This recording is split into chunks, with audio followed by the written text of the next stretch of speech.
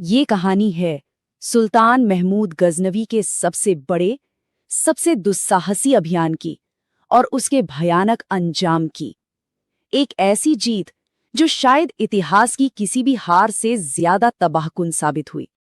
ये कहानी है महमूद गजनी की और उस अंत की जिसने सोमनाथ की लूट के बाद उसके साम्राज्य और उसके वंश का नामो निशान मिटा दिया। दोस्तों, कहानी पसंद आए तो चैनल को लाइक, शेयर और सब्सक्राइब करें ताकि आप सुनते रहें ऐसी रियल कहानियां। अच्छा, इस पूरे वाक्य को समझने के लिए ना हमें थोड़ा सा टाइम में पीछे चलना होगा।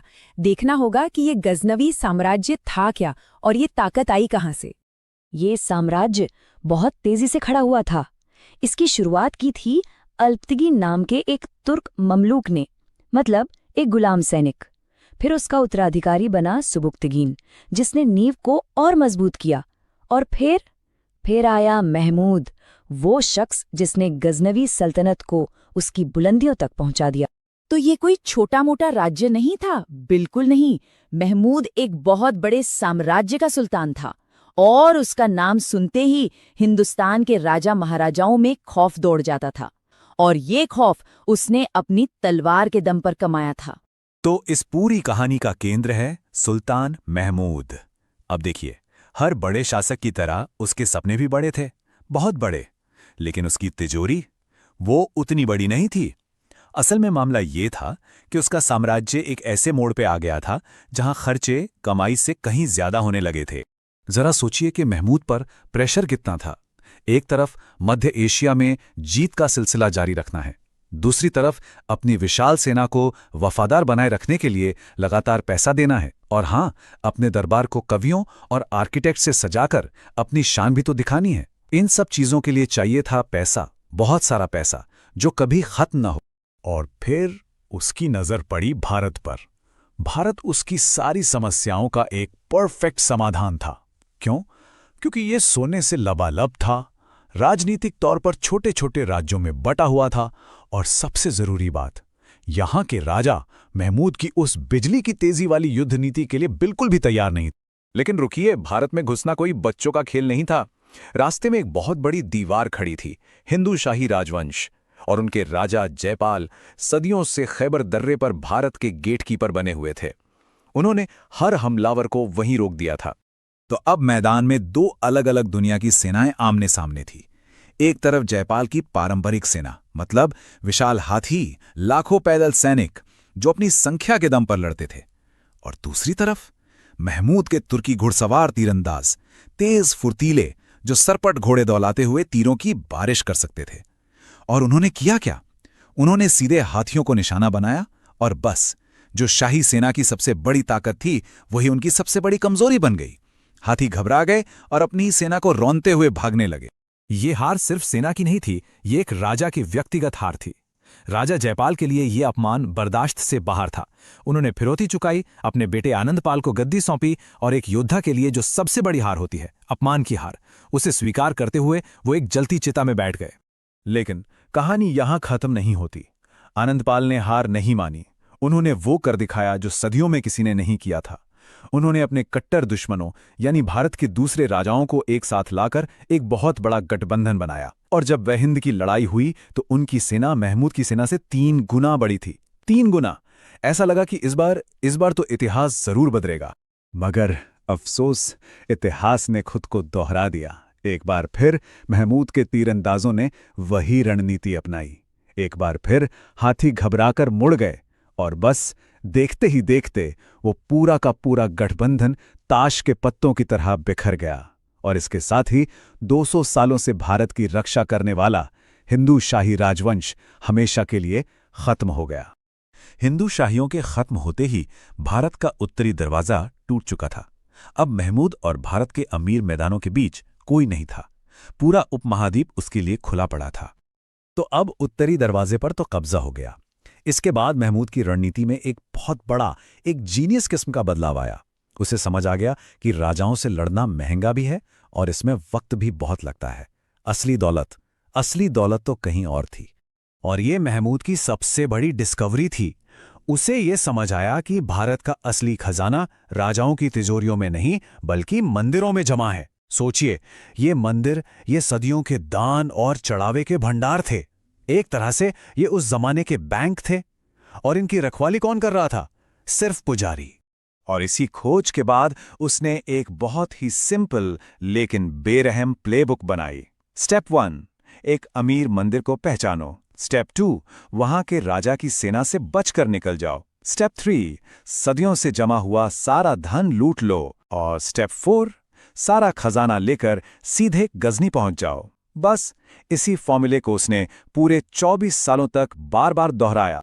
लेकिन ये कहानी सिर्फ सोने और लालच की नहीं है। धीरे धीरे महमूद के ये छापे एक और भी ज्यादा खतरनाक चीज में बदल गए। ये बन गए साइकोलॉजिकल वॉरफेयर, यानी मनोवैज्ञानिक युद्ध। देखिए, ये समझना बहुत जरूरी है। जो हो रहा था वो सिर्फ तोड़फोड़ नहीं थी। मूर्तियों को तोड़ना, मंदिरों को अपवित्र करना, ये सब अंधाधुंध विनाश नहीं था। नहीं, इसके पीछे एक बहुत ही ठंडा कैलकुलेटेड मकसद था। स्ट्रैटेजिक ह्यूमिलिएशन, यानी सोचा समझा अपमान। और इस बेरहम रणनीति के कई मकसद थे। पहला, ये साबित करना कि हिंदू देवता अपने भक्तों की रक्षा नहीं कर सकते। दूसरा, विरोधी राजाओं का हौसला तोड़ना। और तीसरा, उन राजाओं को उनकी ही प्रजा की नजरों में गिरा देना। सोचिए, जब थानेश्वर से विष्णु की मूर्ति को जंजीरों में बांधकर गजनी तक घसीटा गया, तो वो सिर्फ एक मूर्ति नहीं थी, वो एक राजा का गौरव था जिसे घसीटा जा रहा था। साल 1018 महमूद अपनी विशाल सेना लेकर भारत के हृदय स्थल तक जा पहुंचा ताकि गंगा के मैदानों के 2 अनमोल रत्नों मथुरा और कन्नौज पर प्रहार कर सके। मथुरा भगवान कृष्ण की जन्मभूमि और हजारों मंदिरों की नगरी। उसने आदेश दिया, मूर्तियों से सारा सोना उखाड़ लिया जाए, लकड़ी के ढांचों को सड़कों पर ढेर किया जाए और पूरे शहर को आग के हवाले कर दिया जाए। इसके बाद महमूद कन्नौज की ओर मुड़ा, जो गुर्जर प्रतिहार राजवंश की राजधानी थी, एक ऐसा साम्राज्य जिसने कभी राजस्थान से लेकर बंगाल तक राज किया था। साल 1018 तक ये शहर अपने पुराने वैभव की महज एक परछाई बनकर रह गया था, लेकिन प्रतीकात्मक रूप से इसका महत्व आज भी बहुत बड़ा था। महमूद का खौफ इतना ज्यादा था कि वो राजा बिना लड़े ही भाग खड़ा हुआ। नतीजा, उसके अपने ही सामंतों ने उसे कायर मानकर मार डाला। जरा सोचिए, बिना एक भी बड़ी लड़ाई लड़े, सिर्फ अपनी दहशत के दम पर महमूद ने 200 साल पुराने एक साम्राज्य को खत्म कर दिया। लेकिन एक सवाल है, जो साम्राज्य तलवार और लूट की नींव पर खड़ा होता है, उसका आखिर में होता क्या है? चलिए अब कहानी के आखिरी हिस्से की तरफ चलते हैं, विनाशक का विनाश। साल 1025 तक वो अपने अंतिम और सबसे दुस्साहसी लक्ष्य के लिए पूरी तरह तैयार था। 1025 की वो आखिरी चढ़ाई, सोमनाथ की वो लूट, इतिहास में उसकी सबसे चर्चित जीत बनने वाली थी।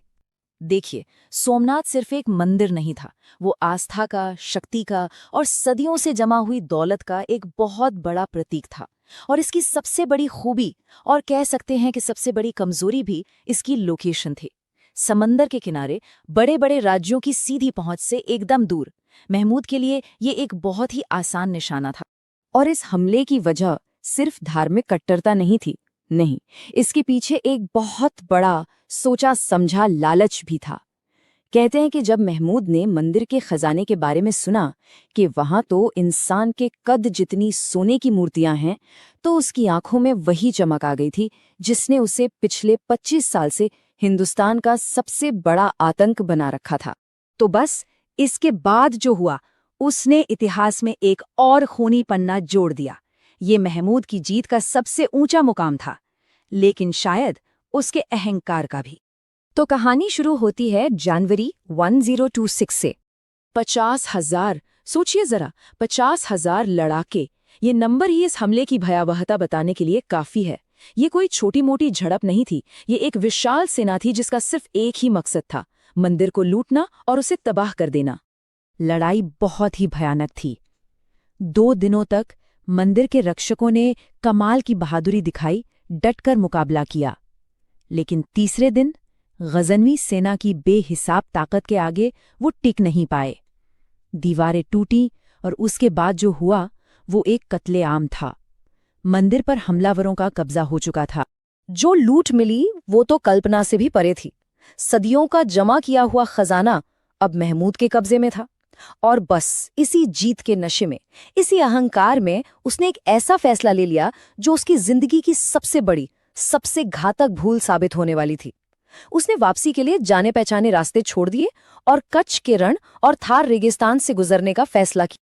और बस यहीं से कहानी वापस उसी मोड़ पर आ जाती है जहां से हमने ये किस्सा शुरू किया था। सूरज अल्लाह के कहर की तरह आग बरसा रहा था, जिसने थार के रेगिस्तान को सफेद नमक और तपते मृग तृष्णाओं की एक भट्टी में बदल दिया था। 50,000 योद्धाओं ने मंदिर पर धावा बोला था, मूर्तियों को खंडित किया था और रक्षकों का संहार किया था। लेकिन अब कच्छ के रण और थार के इन शापित टीलों के बीच से लौटती उसकी सेना तबाही के मुहाने पर खड़ी ही थी। रेगिस्तान का वो पुराना अभिशाप उनका इंतजार कर रहा था। एक जीती हुई सेना अब अपनी जिंदगी की सबसे मुश्किल लड़ाई लड़ने जा रही थी, और ये लड़ाई किसी दुश्मन से नहीं बल्कि खुद कुदरत से थी। जरा उस खौफनाक मंजर की कल्पना कीजिए। बेरहम धूप में सैनिक अपने ही लोहे के कवच में जिंदा भुन रहे थे। पानी तो कब का खत्म हो चुका था। रुकने का मतलब था मौत, हर किसी के लिए। ये एक ऐसा सफर था जिसका हर कदम मौत के और करीब ले जा रहा था। तो देखिए ये विरोधाभास, एक तरफ था सोना, जवाहरात, रेशम और दूसरी तरफ थे सूखे कुएं। एक तरफ थी जीत की शान तो दूसरी तरफ था जहरीला पानी और भूत की तरह हमला करते जाट लुटेरे। मतलब जिस रास्ते को छूटी वापसी के लिए चुना था वो एक दर्दनाक मौत का रास्ता बन गया। तो नुकसान कितना हुआ अंदाजा लगाइए। 50,000 की उस ताकतवर सेना में से करीब करीब 30,000 सैनिक या तो मारे गए या रेगिस्तान में कहीं खो गए। ये एक मिलिट्री डिजास्टर था। आधी से ज्यादा सेना रास्ते में ही खत्म हो गई। तो जब महमूद और उसकी बची खुची थकी हारी सेना आखिरकार सिंध पहुंची तो जीत का सारा जश्न, सारा नशा उतर चुका था। अब वक्त था सिर्फ नुकसान का हिसाब लगाने का। और ये सिर्फ सैनिकों की गिनती का नुकसान नहीं था, ये महमूद की सबसे खास, उसकी एलीट घुड़सवार सेना का सफाया था। वो सेना जिसने एक पीढ़ी तक पूरे हिंदुस्तान में दहशत फैला रखी थी। कहते हैं कि इस एक हादसे ने सुल्तान को अंदर तक तोड़कर रख दिया। उसकी हिम्मत, उसकी महत्वाकांक्षा, सब पर एक गहरी चोट लगी थी। और यही इस पूरी कहानी का सार है। एक ऐसा सुल्तान जिसे कोई नहीं हरा सकता था, उसे रेगिस्तान ने उसकी हद बता दी। महमूद गजनवी ने कुदरत से एक ऐसा सबक सीखा जिसे वो शायद ही कभी भूल पाया हो। इसके बाद उसने फिर कभी हिंदुस्तान में इतनी गहराई तक हमला करने की हिम्मत नहीं की। सोमनाथ की लूट महमूद की आखिरी बड़ी जीत तो थी, लेकिन इसकी कीमत बहुत बहुत भारी थी। उसकी सेना तबाह हो चुकी थी, साम्राज्य कमजोर पड़ गया था और उत्तर से एक नया खतरा सर उठा रहा था। तो सवाल ये उठता है कि क्या ये विनाशकारी जीत ही असल में गजनवी साम्राज्य के पतन की शुरुआत थी? कहते हैं ना, जो जितनी तेजी से ऊपर जाता है उतनी ही तेजी से नीचे आता है। गजनवी साम्राज्य के साथ भी ठीक यही हुआ। सोमनाथ की लूट के 4 साल बाद महमूद गजनी अपने महल में मौत के आगोश में समा गया। कुछ ने कहा कि रेगिस्तानी बुखार, तो कुछ ने तपेदिक, टीबी और झर की फुसफुसाहट की। लोगों ने इसे रेगिस्तान का इंतकाम कहा। उसकी मौत होते ही उसके बेटों ने साम्राज्य को गृहयुद्ध की आग में झोंक दिया। जब नए दुश्मन चारों ओर जमा हो रहे थे, तब मोहम्मद और मसूद प्रथम एक दूसरे के खून के प्यासे थे। गजनवियों की कमजोरी की गंध पाकर पश्चिम से सेल्जुक तुर्कों ने धावा बोल दिया। साल 1040 सुल्तान मसूद प्रथम अपने पिता की उस महान सेना के बचे कुचे टुकड़ों के साथ मर्व के बंजर इलाकों में सेल्जुकों से टकराया। यह बिल्कुल उल्टा सोमनाथ जैसा मंजर था। गजनवी सैनिक प्यास से दम तोड़ बेच रहे थे, पानी रहित रेगिस्तान में फंसे थे और एक बेहतर दुश्मन द्वारा गाजर मूली की तरह काटे जा रहे थे। 16,000 लाशें गिर गईं और पश्चिम का साम्राज्य हमेशा के लिए हाथ से निकल गया। इसके बाद यह राजवंश 1.5 सदी तक अपने पुराने वैभव की एक धुंधली परछाई बनकर बना रहा। लाहौर उनकी आखिरी शरणस्थली बन गया।